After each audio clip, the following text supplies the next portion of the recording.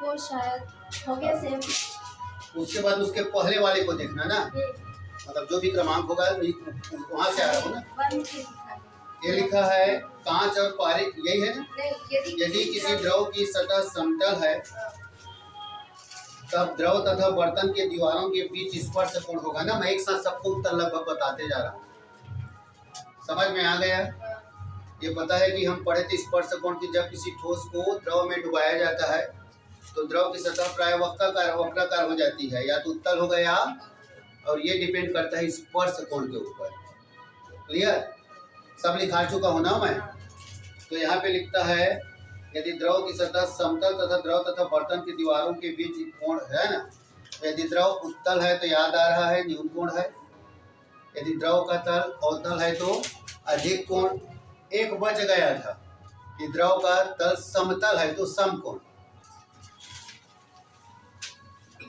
द्रव का तल क्या है, समतल है, तब कौन सा कोण रहेगा, वो सम कोण रहेगा। हो गया। अब उसके बाद देखो उसके ऊपर ना, इसमें 90 डिग्री ना सम कोण। किसमें? यही 10वां नंबर। अच्छा 10वां, 11वां में क्या है? 11वां का नहीं टिक किया अभी तो है ना। हाँ चल, हो गया ना 10वां, हो गया। उसके बाद लिखते हैं कांच और पारे के मध्य का स्पर्श कोण। वही मैं डिटेल बताया, क्या याद आया। यहाँ कंडीशन क्या है, कांच को पारे के संपर्क में लाएंगे तो पारा कांच में नहीं चिपकता, मतलब असंजक बल ससंजक बल से छोटा है।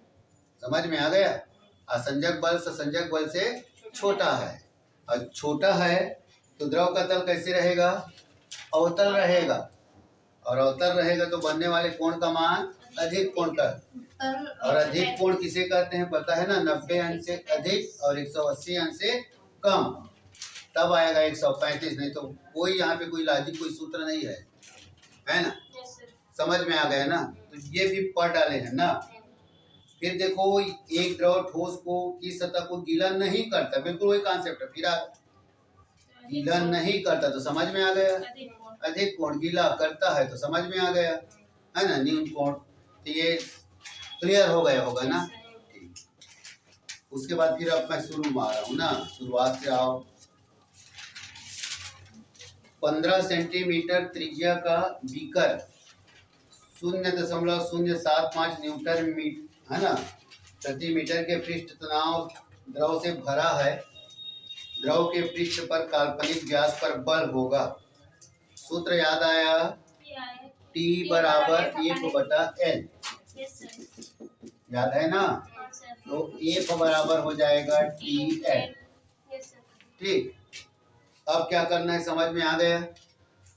क्या दिखाई दे रहा है, 15 सेंटीमीटर का त्रिज्या, ठीक, का बीकर 0.075 न्यूटन मीटर के पृष्ठ तनाव द्रव से भरा है। द्रव के पृष्ठ पर, ठीक, काल्पनिक व्यास पर बल होगा। तो एक बार करके देखो, उसके बाद फिर कॉन्सेप्ट देखना ना। और T का मान रखो 1.5 नहीं दिख रहे हैं ना। हो गया। क्या लिखता है 0.075, पहले क्या लिखे 0.075, है ना।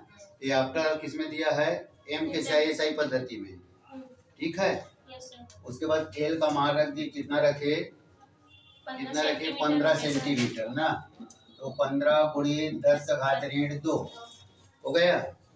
अब कितना आया, 15 पंचे 75, है ना, और 15 सत्ते 105, 105 और 7 112, 112, 3 संख्या बाद दशमलव लगाया, और ये आया 10⁻²। यहाँ तक आ गया। अब क्या है यहाँ, फिर एक बार ध्यान से सोचो ना, बनाओगे तो ऐसा बना के फुर्सत हो जाओगे। फिर एक बार पढ़ोगे तो 15 सेंटीमीटर त्रिज्या का बीकर 0.075 न्यूटन मीटर के पृष्ठ तनाव द्रव से भरा है। द्रव के पृष्ठ पर, समझ में आ गया, काल्पनिक व्यास पर बल होगा। तो क्या लिखा है, व्यास लिखा है, मतलब ये बता जा रहे हैं इनके पृष्ठों की संख्या कितनी है, 2। पृष्ठों की संख्या कितनी है, 2। तब जो T है ना, वो क्या हो जाएगा 2TA, याद है ना 2T, तो 2TA L हो जाएगा ये। समझ में आ गया? तो भी क्या दिया गया है, ऐसा है पृष्ठ, तो हम पूरा लंबाई को नहीं लिए, ऐसा रेडियस को ले लिए, जबकि पूरी लंबाई की क्या है ये L प्लस L हो जाएगा, तो ये 2TL हो जाएगा। मतलब 10 to 2L बता रहा हूँ मैं, 10 to क्या बता रहा हूँ 2L हो गया। तो यहाँ पे क्या करेंगे हम 2 का मल्टीप्लाई करेंगे, तो 2 पंचे 10, 2 दूनी 4 1 5 है ना, 2 एकम 2, 2 एकम 2, 2.25 गुणे 10 का घात ऋण 2 न्यूटन, ऐसा ऑप्शन होगा लास्ट है ना। तो गणित क्या है, छोटा छोटा दिख रहा है, लेकिन छोटा छोटा कॉन्सेप्ट सब भी छिपा है ना, जिसमें गलत होने की संभावना है ना। ये तो बताया ना, ये क्या दिया गया है, व्यास दिया गया है, और लंबाई में किसका दिया गया है, त्रिज्या का दिया है। समझ में आ गया ना। तो ये उसका लंबाई ऐसा बनेगा, इसका मतलब बूंद है, बूंद कैसा होता है, गोलाकार होता है, तो त्रिज्या को डाल दिया, और इसका दिया गया व्यास पर लगने वाले बल है ना। तो व्यास बराबर त्रिज्या बटे 2, या त्रिज्या क्या हो जाएगा, त्रिज्या बटे 2 है ना, व्यास पर त्रिज्या बराबर व्यास बटे 2, तो व्यास बराबर 2 त्रिज्या। अब समझ में आ गया, व्यास बराबर 2 त्रिज्या, जैसा जो उसको समझ में आता है। ठीक है ना, लिख डालना।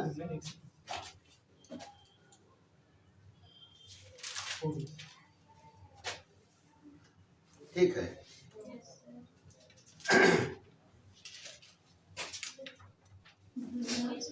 भुजा एल के वर्गाकार फ्रेम को एक द्रव में डुबाया जाता है, बाहर निकालने पर एक फिल्म बन जाती है।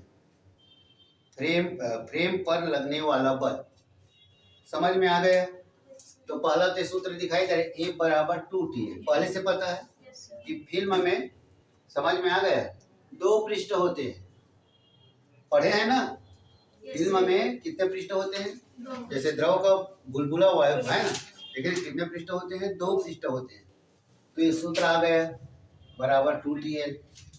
क्लियर है ना, सूत्र समझ में आ गया। अब ये है कैसा, है कैसा, वर्गाकार। कैसा है, वर्गाकार, जिसकी प्रत्येक भुजा की लंबाई क्या है, L। अब भुजाओं की संख्या कितनी है, यहाँ पे 4 है, तभी क्या हो जाएगा 4 × 2TL बराबर 8TL है ना। तो भैया यही समझना है। कहाँ पे, ये तो पढ़े हैं हम लोग, ये जो बुलबुला होता है उसमें 2 पृष्ठ होते हैं, देखा है ना। साबुन का बुलबुला देखा है कि नहीं, नहीं देखा है, और देख उसको है ना, उसको ऊपर को ऐसा तोड़ेगा ना तो नीचे को उसका परत दिखता है।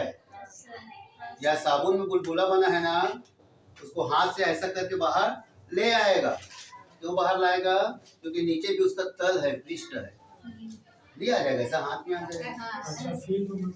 हाँ, फिल्म मतलब बुलबुला, 2 पृष्ठ होते हैं ना। और यहाँ का जो 2TL आया था, इसके पहले ना व्यास शब्द दिया है, उसका आया था, वो पहचानना है ना व्यास, जबकि केवल त्रिज्या दिया है, तो व्यास में लगने वाले बल पूछा है, तो क्या हो जाएगा, त्रिज्या का 2 गुना हो जाएगा। बार बार तो रोज बोलते हैं ना, प्रश्न को 3 बार पढ़वा रहे है ना, प्रॉब्लम उसी का रहता है।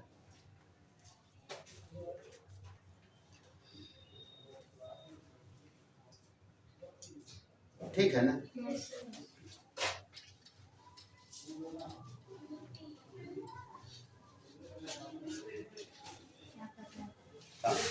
आगे क्या है, 2 छोटी छोटी बूंदें मिलकर एक बड़ी बूंद बनाती हैं। इस प्रक्रिया में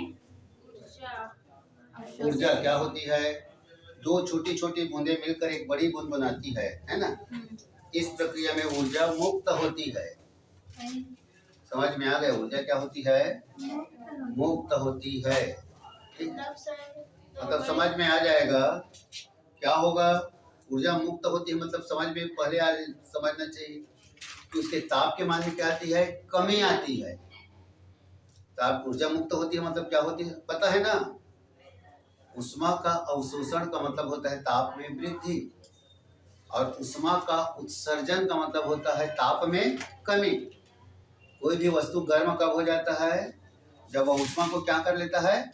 अवशोषित कर लेता है, तब ना होगा गर्म। मतलब ताप में वृद्धि ना, उष्मा का अवशोषण मतलब ताप में वृद्धि है ना, उष्मा का उत्सर्जन मतलब ताप में कमी। समझ में आ गया? तो एक साथ दो डबल समझो ना। क्या समझे आप इसी को? जो छोटी छोटी बूंदें मिलकर एक बड़ी बूंद बनाती है तो उसके ताप में कमी आती है। समझ में आ गया? तो एक उत्तर और मिल गया, तो उसके ताप के मान में क्या आती है? कमी आती है।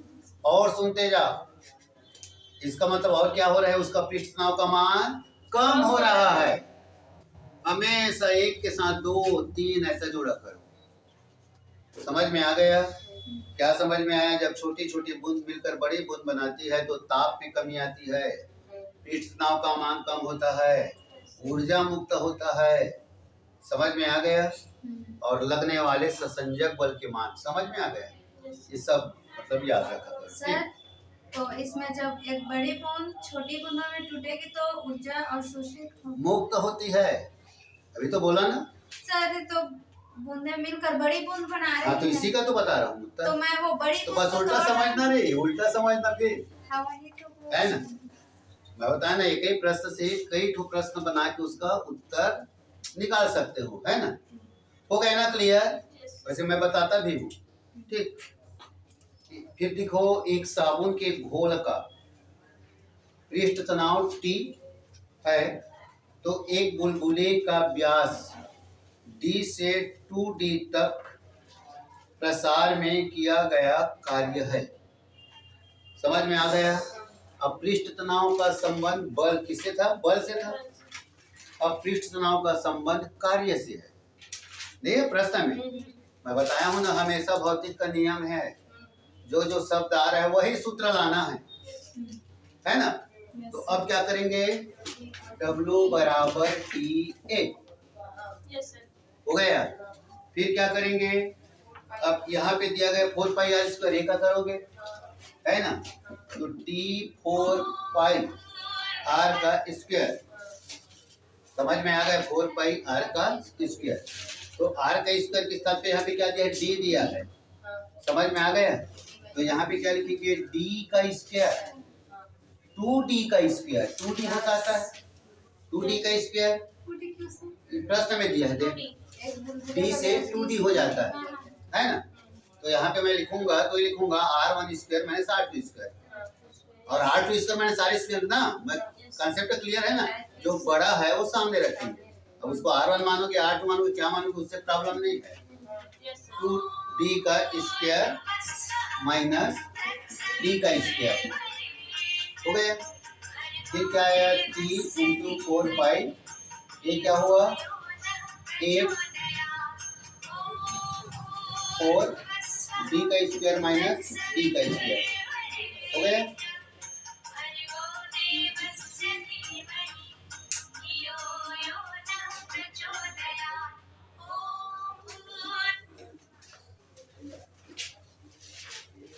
मैं पहले बताया, इसके पहले याद नहीं आया। जब दोनों व्यास है, दोनों ये है, तो उसको करने की जरूरत नहीं है। सेकंड चीज, जो हमारा ऑप्शन है, ऑप्शन दिखाया हो ना, मैं दिखाया हो ना? हाँ, ये ऑप्शन के आधार पे अपना आंसर देखेंगे, है ना? डी लिखा है, तो ऑलरेडी करेंगे तो आंसर लीजिए करके बनाओगे, तो फिर उसको क्या करोगे? डबल करोगे, तब ना वो डी में आएगा आंसर, है ना? बताए ना बहुत कुछ को कैसे बनाना है, तो ऑप्शन के आधार पे, ठीक चल रहा है ना? देखो मैं कहाँ पे आया था, क्या पता, ठीक। T इंटू 4 पाई, ये आ गया 3D का स्क्वायर। देखो यहाँ तक ना क्या आया है अपना आंसर, देखो 2 पाई D का वर्ग T हो गया। उसके बाद क्या आया? 4 पाई, है ना, D का वर्ग T। उसके बाद है 6 पाई D का वर्ग T। ये हमारा आंसर है। समझ में आ गया? हो गया? हाँ सर, हाँ। क्या छूटा है? साबुन। क्या छूटा है? साबुन। तो यहाँ पे क्या कर देना? 2 कर देना।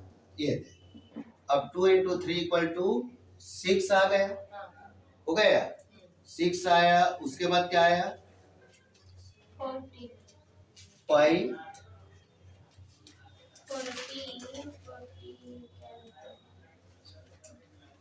40 डी²टी।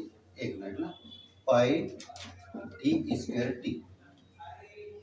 हाँ, ये उसमें भी तो आ जाएगा सर। ये रुक यहाँ बड़ी पे बूंद को छोटी बूंद में विभक्त करो। नहीं जाएगा। 4 कहाँ गए? वही तो पूछ रहा हूँ। 4 पाई टी आधा क्यूब। नहीं आंसर कितना है बताइए। 6 पाई डी²टी। यहाँ पे देख रहे हैं, ये बराबर क्या है? इसी बात पढ़ते हैं ना। कौन से सूत्र लिखा है सर? एक मिनट।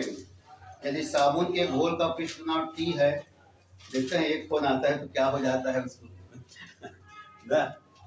यदि साबुन के घोल का पृष्ठ तनाव T है तो एक बुलबुले का व्यास है ना D से 2D तक प्रसार करने में किया गया कार्य W = T है। यहाँ तक तो कोई प्रॉब्लम नहीं है। अब ये यहाँ पे दिख रहा है A वर्ग को क्या दिया गया है? πr² से बना दिया है। πr² से दिख रहा है ना। मैं एक बार और देखूंगा इसका हल ना। ये आंसर मतलब वही दिख रहा है कि πr² से r² के स्थान पे यहाँ पे r1² - r2 या d² - d का वर्ग कर दिया है ना। समझ में आ गया ना? हाँ, टेंशन मत लेना, मैं एक बार देख रहा हूँ। तो एक बार मैं इधर गया तो मैं ये कहा कि क्या है, कैसा है, ये किसका है? ये पृष्ठीय ऊर्जा का ना। पृष्ठीय साबुन के बुलबुले का व्यास D से D तक बढ़ाने में किया गया कार्य W = TA है ना। 4 पाई D² - D²। ये दिया है संकेत में। 2 पाई क्या लिखा है? 2 पाई D² - D²T।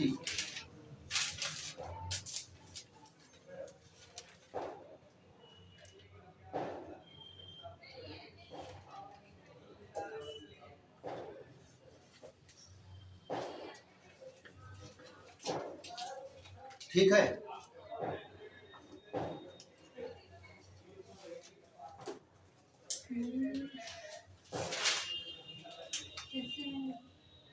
बता रहा हूँ ना।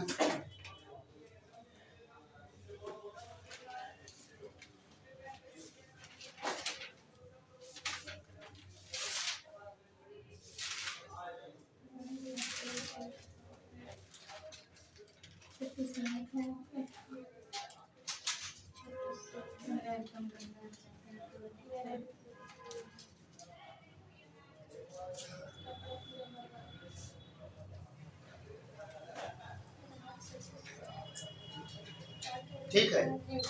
त्रिज्या का उपयोग किया है और त्रिज्या के स्थान पे व्यास लिखा है ना, तो बाई 2 कर दिया है। सुनते जाना ना। अब बाई 2 करोगे ना तो 2 को कॉमन निकालोगे तो जो 4 पाई रहेगा उसमें 2 से डिवाइड करोगे तो 2 पाई आ जाएगा। समझ में आया? मैं लिख रहा हूँ ना। तो लगता है समझ में नहीं आया होगा, कोई दिक्कत नहीं। ठीक है। ये सूत्र क्या है? W = 2T। ये क्लियर है ना। अब यहाँ पे कुछ दिया नहीं रहता, ये समस्या है ना। बराबर 2T ना, A = 4 पाई r²। हो गया सूत्र। अब r को हम किस फॉर्म में ले रहे हैं? 2T × 4 पाई r1² - r2²। ठीक है। वीडियो में भी हो गया ना। r1² - r2²। अब हम त्रिज्या को किस में बदल रहे हैं? त्रिज्या को किस में बदल रहे हैं? व्यास में बदल रहे हैं। क्लियर है ना। तब ये मैं इसको क्या लिखूंगा? मैं 2T × 4 पाई। ठीक है। तब इसको मैं क्या लिखूंगा? D1² - D2² हो गया। अभी तो प्रश्न ही कहाँ रे? सुन तो रे, अभी तो सूत्र बना रहा हूं मैं, है ना। अब क्या हुआ? 2T × 4 पाई/2 × D1² - d two t square into 2t into 2 pi d1 square minus d2 square. दिया नहीं है कुछ यहाँ ना। त्रिज्या लेके नहीं, त्रिज्या फार्मूला है, प्रश्न में व्यास दिया है तो उसको व्यास में लाना है त्रिज्या को। रोज नहीं बोल रहे हैं ऐसे, प्रश्न में व्यास दिया है ना तो सूत्र त्रिज्या में है लेकिन उसको कन्वर्ट करोगे किसमें, व्यास में। अब व्यास अब आ गया होगा ना समझ में। अब क्या करेंगे, अब तो दिख रहा है आगे 2t इंटू 2 पाई, यहाँ पे 2d का स्क्वायर माइनस d का स्क्वायर, ये 2 इंटू 2 पाई अभी आया 4d square minus d square equal to 2t into 2 pi into 3d का स्क्वायर है ना। अब जो आया उसको लिख लो आंसर में। 2 दिया 6 आ गया, 6 आया और क्या दिया,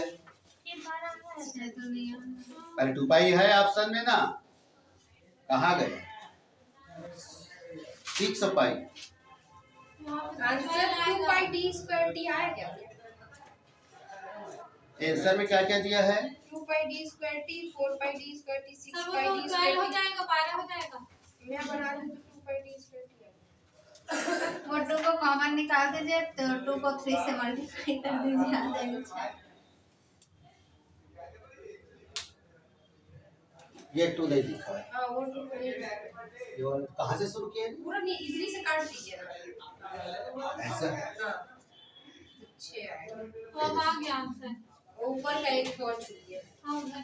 वो कोना सबसे ऊपर। ये वाला 6 पाई एक और 2 पाई रहेगा ना सर, एक 2 पाई का लिखा है सर। हाँ 2 पाई है ना, अब आ ये जाएगा। 6 पाई डी d स्क्वायर।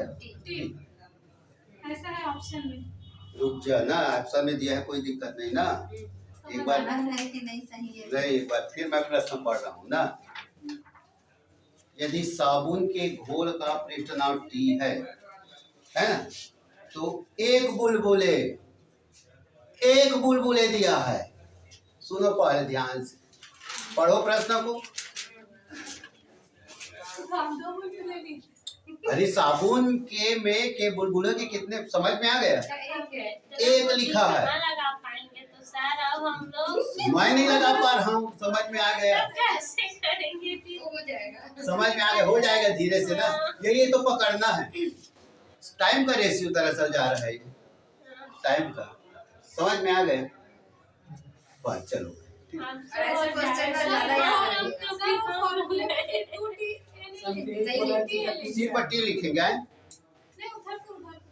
हाँ वो एक तो के लिए है ना, एक तो के लिए है वो, एक के तो लिए। इसलिए लिख रहे थे कि दो मतलब देख इसमें अब दो तो ये है, मतलब क्या कैसे रहेगा करना सर? सोचा। TA रहेगा। टी ए मेरा रहेगा। भी बुद्धि हम लोग जितना चल रहा है चलो जी। ठीक, अपने काम में मत समझो। यही तो सब पढ़ने के लिए तो पढ़ रहे हैं ना। हाँ सर।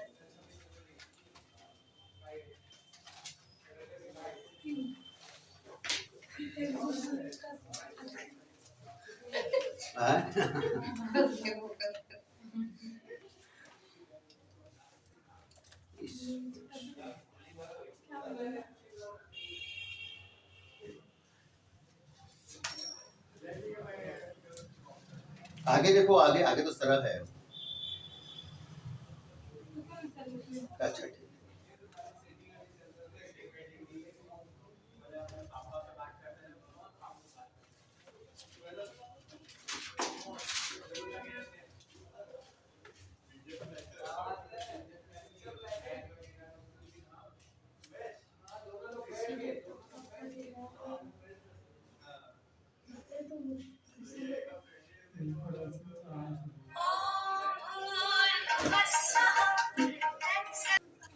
सबको आ गए समझ में। हाँ।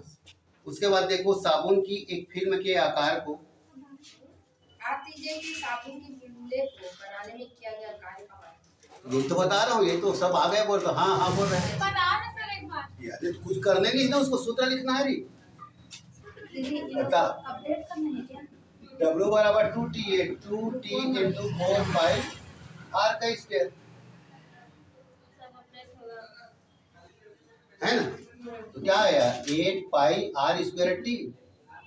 अब इतना नहीं बनाओगे थोड़ी बनेगा ऐसा। इसमें भी तो कुछ नहीं बोला है। क्या चीज? इसीलिए तो एक नहीं लिखा है, इसे डायरेक्ट लिख दिए। तो दो लिख।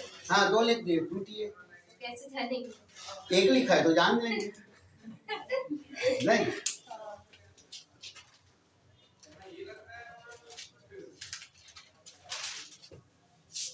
ऑप्शन ही बनाएगा बहुत कुछ, हाँ सर। है ना? हो गया। आगे देखो, अरे नहीं चलेगा अच्छा से। एक छोटी बूंद और एक बड़ी बूंद की ऊर्जा का अनुपात होगा। I cube equal to n r cube वाला से बनेगा। हाँ 10 और 5। अब पहले वही करेंगे, बड़ा आर इक्वल टू, है ना, मैंने बड़ी बूंद का आयतन बराबर छोटी बूंद का आयतन। और डिटेल बना लो ना, सूत्र तो ऐसे मैं दे दिया हूँ, है ना। बड़ा आर बराबर n, आर का पावर छोटा आर ना, यस सर। ठीक है, यही है सूत्र ना। अब उससे बनाओ, उसके बाद क्या होगा देख लो पहले ना। देखो यहाँ पे अपने पास सूत्र है W बराबर T है ना। फिर क्या हो जाएगा WT, अब मैदान से बाहर हो गया, है ना। बचा A बराबर 4 पाई आर स्क्वायर, ए भी मैदान से बाहर हो गया। कार्य बराबर ऊर्जा आया E1 बटा E2 बराबर R1 का वर्ग बटा R2 का वर्ग। इससे बनाना है ना। अब क्या है यहाँ पे, बड़ा R बराबर n का पावर 1/3 R ना, यस सर। ये सब फार्मूला है ना। नहीं और बढ़ाओ, ये कैसे आया सबको याद है ना। अब क्या करेंगे, बड़ा R बराबर n बराबर 1000, हाँ 1000 है ना, हाँ 1000 आया। हाँ। और 1000 का पावर 1/3 इंटू R, 3। क्या 1/3, हाँ ठीक। उसके बाद आया 10 का पावर 3 इंटू 1/3 इंटू R, तो ये बड़ा R बराबर आ गया 10R, है ना। अब प्रश्न में किसका पूछा है, देख, बड़ा बूंद छोटा बूंद किसका अनुपात पूछा है।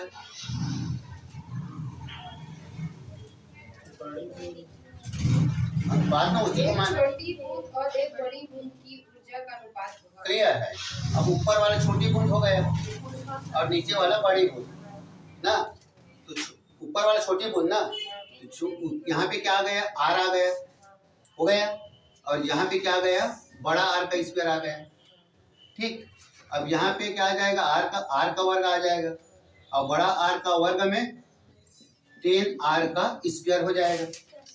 E1 बटा E2 बराबर, फिर E1 अनुपात E2 बराबर R स्क्वायर बराबर 100, R स्क्वायर कटा 1 अनुपात 100 आया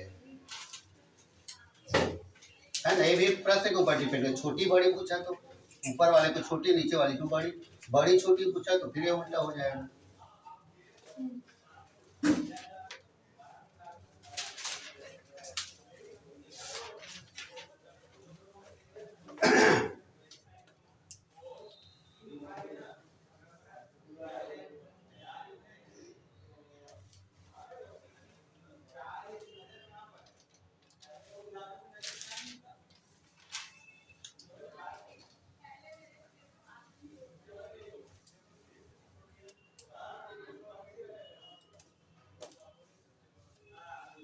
कहाँ चल रहे हैं सर, आप शादी में बोल रहे थे, आज ही बोल रहे हैं क्या? आज नहीं कल।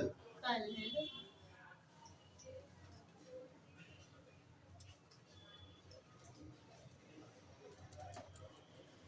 एक दिन गैप नहीं होता है और पूरा क्या बोलना नहीं, मतलब जो रेगुलर रूटीन रहता है ना पढ़ने का फिजिक्स।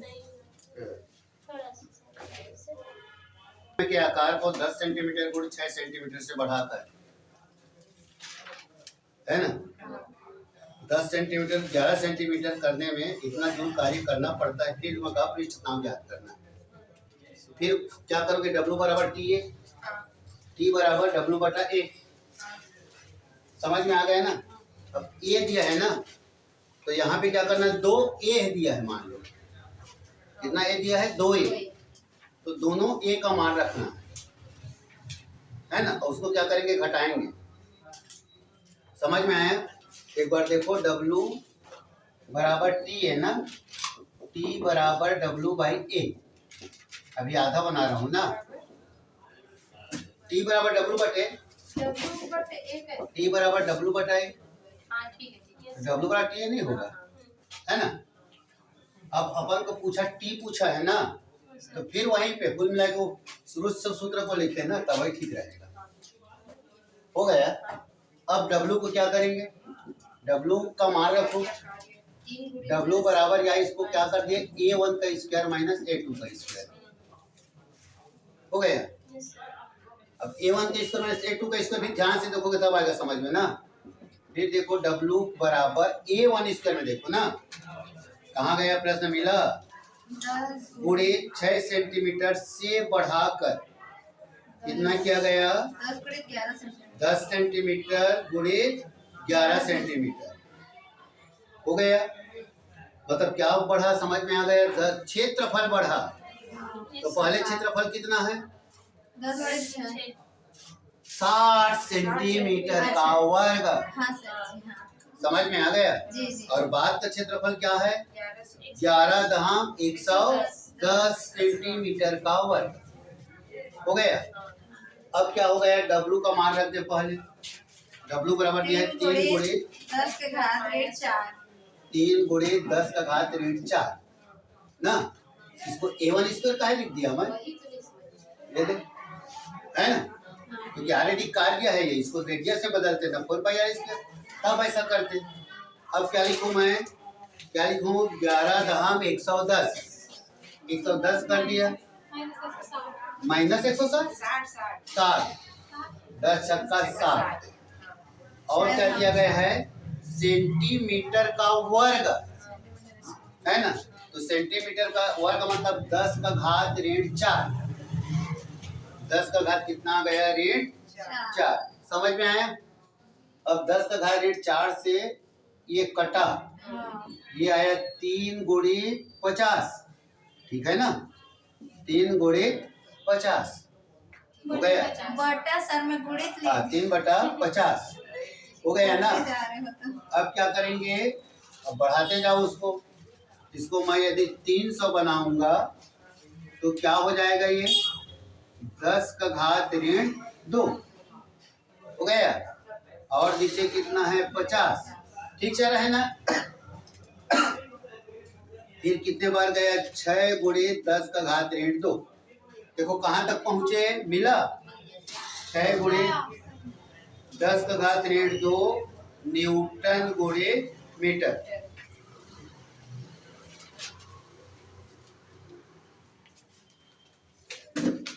सर उसको 300 से 10 तो कैसे कर दिए, हैं? वो वहाँ पर मैं नहीं समझ रहा। कहाँ पर, वो 300 गुणे 10 निकाल पाया। ये कैसे आया, हाँ अरे ऊपर नीचे दोनों में 100 का गुणा कर, अच्छा है ना। अब आएगा समझ। तो ऊपर का जो 100 का गुणा किया ना वो 300 बन गया, नीचे का 100 है वो 10 का घात ऋण 2 बन गया। हाँ सर। ठीक, ठीक है ना। आज का कल 5 बजे आएंगे सर। कल 5 बजे, ठीक। विशेष कारण होगा तभी मैसेज डालूंगा, नहीं तो नहीं डालूंगा। नामदेव सर जी बोल रहे थे कि मतलब केमिस्ट्री का पुलिस लोग आते हैं